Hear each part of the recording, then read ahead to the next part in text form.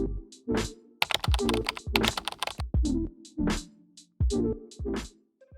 everyone, welcome back to Nutrition Made Simple, a video series that we created that takes a look at ideas surrounding natural health topics and then we break them down into easy to understand and actionable steps. I'm Brian Strickland. I'm joined today again by Chris Wilson. He's one of our newer staff members here at Nutrition World, and if you saw our video last week, Chris is really focused on a handful of very specific topics like chronic illness, mold, Lyme disease, and how all of those play together and affect your health. But today, we want to talk about Lyme disease in particular because it is a prevalent disease. It is something that affects a lot of people, and it's a little ambiguous, truth be told. So Chris is going to help us hopefully clarify a few of the misunderstandings about Lyme disease, how it's contracted, what the symptoms really are, and maybe some options for people down the road. So Chris, to start us out, let's start with bare basics here. What is Lyme disease and how do people typically contract it? Great question, and thank you for the introduction. And bottom line is, if you're breathing, you probably have Lyme disease. I'm just kidding. But it is one of those things because it's called the great masquerader or the great mimicker because it does have so many overlapping symptoms with so many other conditions that's what makes it so difficult to properly diagnose. And I would like to say that just as a disclaimer here, that anything that we talk about, it's not meant to replace your current practitioner or licensed physician or healthcare provider. This is just meant for educational purposes only. We're not trying to give you information to treat, cure, or diagnose. It's just for educational purposes only. So, Lyme disease is a real American health epidemic that unfortunately not a lot of people are receiving information on, especially the mass media isn't covering it to the extent that it should. I think they're blinded by other things, and then research funding doesn't, really give Lyme the funding it needs to thoroughly go through its course to, narrow down how it should be handled because it's so difficult. But, Lyme disease is caused by this corkscrew spirochete bacteria. So think of like a drill bit. That's what these bacteria look like, and they can really burrow down in your tissues and cause a lot of pain and inflammation. And that's really the key for anything is chronic low-grade inflammation at the root of it. And the bacteria is called Borrelia, and it comes from an old town in Connecticut, Lyme, and that's where we get the name Lyme disease because it originated in that region of the United States. And Borrelia is the bacteria, and so it's transmitted typically, or legend has it, by tick bite.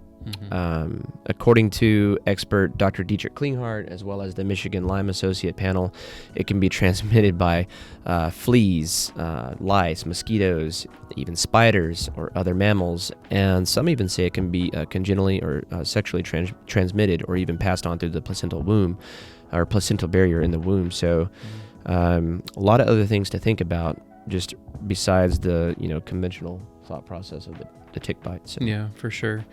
So with that being said, I think probably the next thing we want to hit on is, so transmission could potentially be several different ways. Mm-hmm. What should people look for a potential transmission? Most of us are familiar with like the bullseye tick bite, that can be a telltale sign. But what are some of the other symptoms that people should be aware of? Sure. So I want to say that many people with Lyme really never remember being bit by a tick, despite going out camping or hiking, because I guess they're so small, people don't even realize that they're bitten. And, the initial symptoms are so similar to the flu that, most people never even seek medical attention. Like, I know if I ever come down with any cold and flu-like symptoms, I just write it out, do what I know to do, and I just literally write it out because I'm not going to take antibiotics, and that's like the first round or the go-to for every or almost every conventional doctor is they want to employ some form of antibiotics, and doxycycline is the form of treatment for the conventional medical realm when it comes to Lyme disease. And yeah, there could be some benefit to that if Lyme disease or a tick bite transmitting Lyme is truly caught within the first 24 to 36 hours. You might want to get that antibiotic. But for the most part, because of the flu-like symptoms, people ignore it, and they don't recognize their illness until usually it's years later when they're researching their symptoms. And these are the symptoms that people have, like feeling moody, so mood disorders, ADD, ADHD, any type of OCD, fibromyalgia or chronic pain, memory loss, brain fog, debilitating fatigue, really, neurological issues, dizziness, poor cognition, seizures even, severe joint pain, stiff neck, swollen lymph nodes, and chronic Lyme disease symptoms are even more serious because they mimic autoimmune conditions. Because the more chronic it gets, these little boogers tend to break down the body, and people begin having, they probably do have autoimmune issues along with their Lyme challenge too. And so symptoms of anything like ALS or multiple sclerosis, fibromyalgia, as I mentioned earlier, Parkinson's, Bell's palsy, and many others, they parallel the symptoms of Lyme. So it's hard to really pinpoint what it is. And so we can cover general principles of things to do to help definitely overcome Lyme if you like. And some of the things that I like to educate people on is, where conventional medicine and functional medicine differ is, if you think of this plant right here, what we see on the top are the stems and the leaves. And that's because of what was propagated underneath by the actual seed of this plant and the roots that have developed and grown down and anchored deep into the soil. So chronic illness or chronic disease in conventional treatment, the leaves are the manifestations of that condition, and that's what is getting treated. So you have different conditions that these leaves represent, and the conventional paradigm is to give them, or the conventional method is to give them medication, and they're managing disease. Whereas the functional medicine realm, what we like to do is look at those roots. What is really the driver to the manifestation of these symptoms? We want to know the why behind everything. So, our general principles start with modulating the immune system, finding out why you have the condition that you do, supporting your detox pathways, reducing inflammation. So if I were to have a lighter right here and I lit the lighter and I got the flame showing and I put my hand over that flame, well, obviously the sensors are going to, alert my brain that, hey, something isn't right.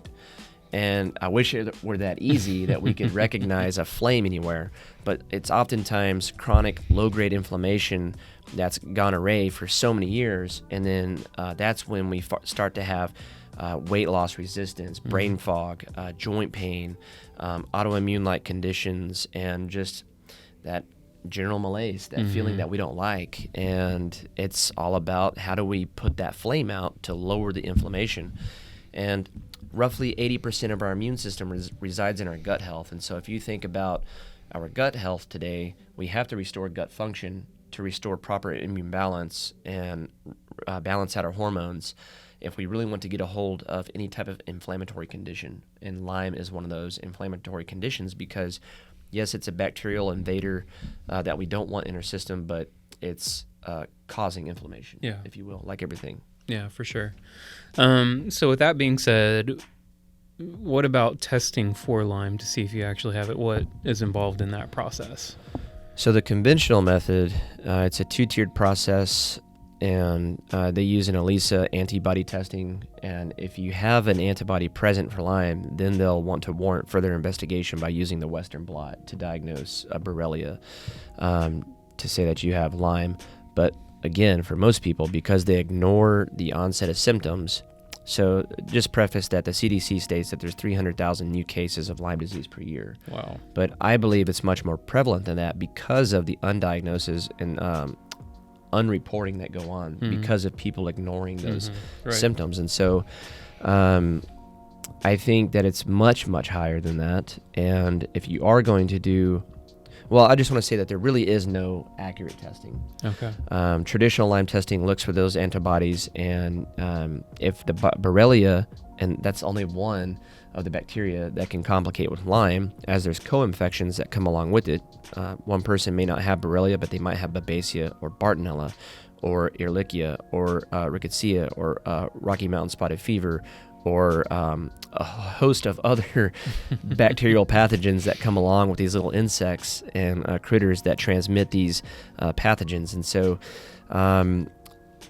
if it's hiding in the body, that's why it makes it so much more difficult for testing to be accurate. But there are labs like DNA Connections, iGenix, or iSpot Lyme, or Vibrant Wellness that are a lot more accurate, but they're also a lot more expensive. Okay. And so for the benefit of the person, it's best, unless money's no object, it's best to save that money and use an in-depth questionnaire on your health history to try to identify for a Lyme literate or a functional medicine doctor to really pinpoint exactly all your root causes to your health challenge. Okay. And then utilize that money instead for testing toward your supplemental therapies and whatever we're going to employ on your path to getting better. Okay.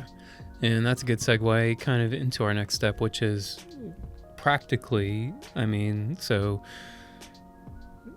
you at least suspect or know for sure that you have Lyme. So what are the next steps there? I think the diagnosis really doesn't matter what a person has, whether it's Lyme disease, type 2 diabetes, some form of cardiovascular disease, or whatever autoimmune condition. I think the basic paradigm in functional medicine, at least, is establishing the proper diet that's unique to your individual self, restoring nutritional deficiencies, because today our food, we're calorically, we feel full, but yet we're nutritionally void. Yeah. Meaning with all the options of convenient food and processed foods out there, we're lacking in nutrition, yet we feel full. And so... Well, and even the healthy foods aren't as nutrient dense as they once were. Correct. They're not. The minerals are just depleted in the soils. And so supplementing to restore these nutritional deficiencies is a must. And once we can do that, because that's going to provide the substrate in our body for our body to thrive and function at the cellular level. Okay.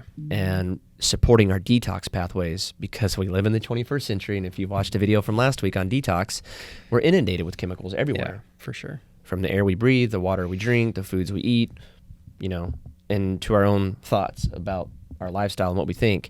And then, again, gut dysbiosis. That just simply means an imbalance of pathogenic bacteria over healthy bacteria. Yeah. So your internal terrain, is your gut leaky? Again, 80% of your immune system resides in your gut, and it's only one cell layer thick. So when that becomes permeable and leaky, all kinds of gunk can fall right into the bloodstream below and initiate an immune response, adding to the fire that we want to put out. Your bowel movements, people think it's normal to only poop once every few days. We should be pooping like at least, especially if you're chronically ill, 3 times a day, but at bare minimum 1 to 2 times a day. We have to establish a healthy poop cycle, if I could say that, because that helps keep things moving. We don't want things in our body to become backed up and stagnated like a pond. We want a really thriving ecosystem, much like a rainforest habitat, where things are moving and flowing, and we got all these different creatures that can thrive together in a symbiotic way, and that's what we want internally. And then you have to address other toxins like mold. That's something really big. Anywhere where there's water and humidity, you have a chance for mold overgrowth. Yeah. And mold is another, I think, insidious toxin that hinders and suppresses our immune system, but also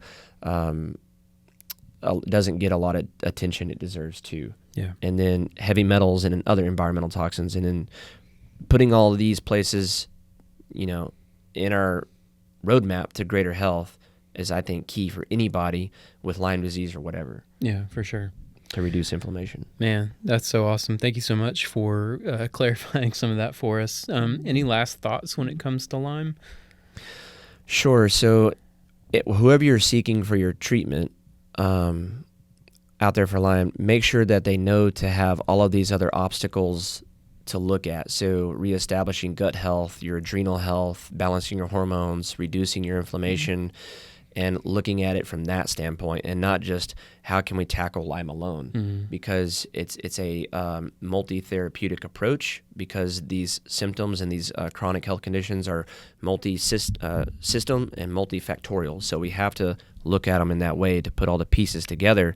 And if that means having a team of people to help you, then so be it. You know, I think for us health practitioners, it should be that educating and having a good client relationship to empower them to greater health, but even having a networking team of people to ensure that that person gets better. You know, that's the goal in my mind, is no matter how many people it takes, the goal is their best interest at heart. Man, Chris, thank you so much for your help and the information that you provided. If people want to contact you, where can they reach you?